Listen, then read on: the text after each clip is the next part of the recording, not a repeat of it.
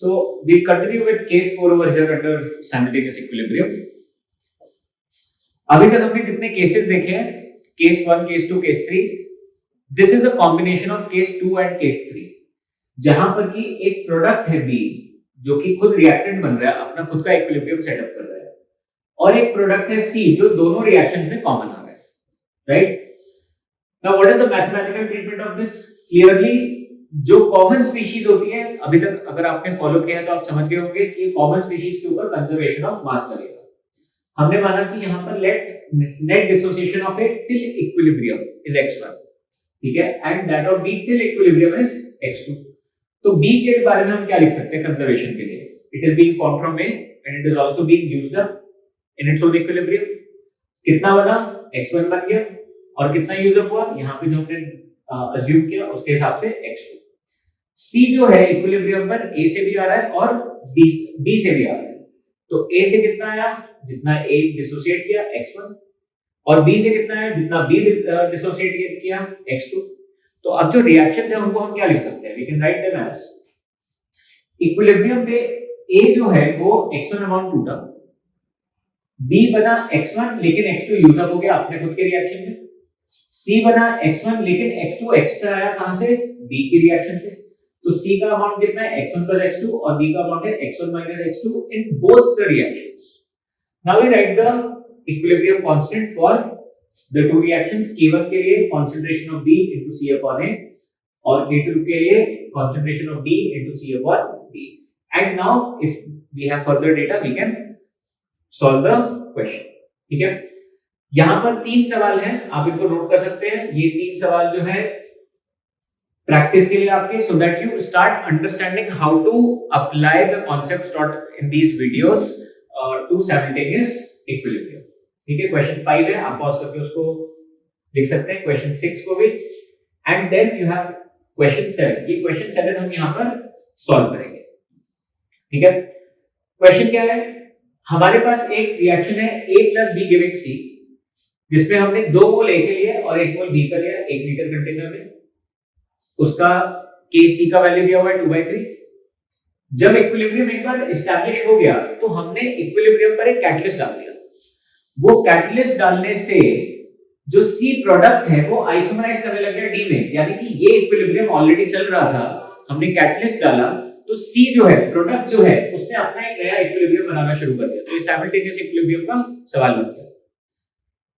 अब यहां पे उसका इक्विलिब्रियम कांस्टेंट दिया हुआ है 10⁴। नाउ नोटिस अगेन, जो हमने फर्स्ट वीडियो में एक्सटेंट ऑफ रिएक्शन से रिलेटेड सीखा था उसको यहां पर यूज करेंगे, क्योंकि इसका Kc का वैल्यू तो बहुत सिंपल है 2/3, बट यहां पे it's a very large value, यानी we have to use extent of reaction and equilibrium constant का अंडरस्टैंडिंग इस क्वेश्चन में। What are the final concentrations of species in the container? तो हमने बोला कि अच्छा पहले जो फर्स्ट इक्विलिब्रियम सेट हुआ A का, A B और C का, उसको देख लेते हैं। So we start with A and B. We say that we have 2 moles and 1 mole respectively. 1 liter container है तो जितने मोल्स है वही कंसंट्रेशन भी हो जाएगा। इक्विलिब्रियम में 2 minus x हुआ यहाँ पर, एंड B कितना हो जाएगा? 1 minus x, 1:1 का रेशियो, तो जितना A डिसोसिएट हुआ उतना ही B डिसोसिएट हुआ। C कितना बन गया? x बन गया। Kc का वैल्यू दिया हुआ है, we can set up the expression for Kc, concentration of C upon concentration of A into B, और इसको यूज करके हम इक्विलिब्रियम कंसंट्रेशन निकाल सकते हैं। तो इक्विलिब्रियम कंसंट्रेशन में क्या मिला? x की वैल्यू 0.5 आई, क्वाड्रेटिक थी हमारे पास, उसमें से 2 वैल्यूज आई 0.5 और 8 को रिजेक्ट इसलिए कर दिया क्योंकि x की वैल्यू 1 से बड़ी नहीं हो सकती। ठीक है, यहाँ पे 2 लिखा हुआ है, ये 1 होना चाहिए। ठीक है, सो वी कैन नॉट हैव x ग्रेटर देन 1, वरना B का कंसंट्रेशन नेगेटिव हो जाएगा, जो पॉसिबल नहीं है। तो पहले इक्विलिब्रियम पर हमारे पास A कितना बचा? 2 minus 0.5 which is 1.5, B का है 1 minus 0.5 और C कितना है? 0.5।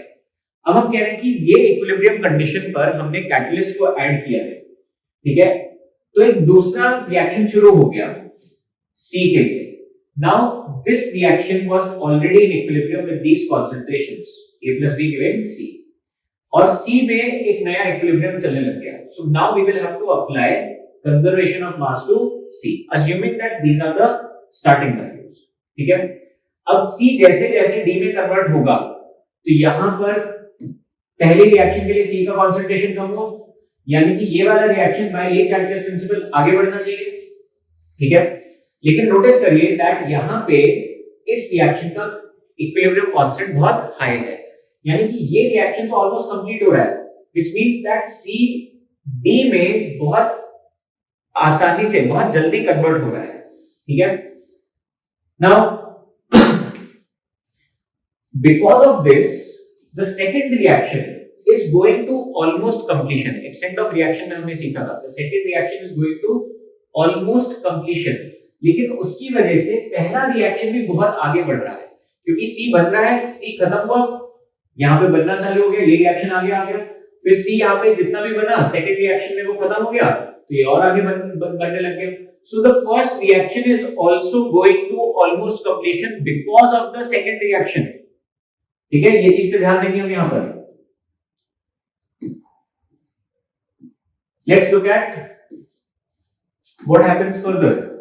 So even though the first reaction has a small value of K, due to the very high K value for second reaction, first reaction भी एकदम completion पे जा रही है। Of course हमको यहाँ पे limiting region देखना पड़ेगा। तो हमने बोला कि let extent of first reaction till final equilibrium is final equilibrium तक x1 है, और second reaction का extent of reaction कितना है x2 है।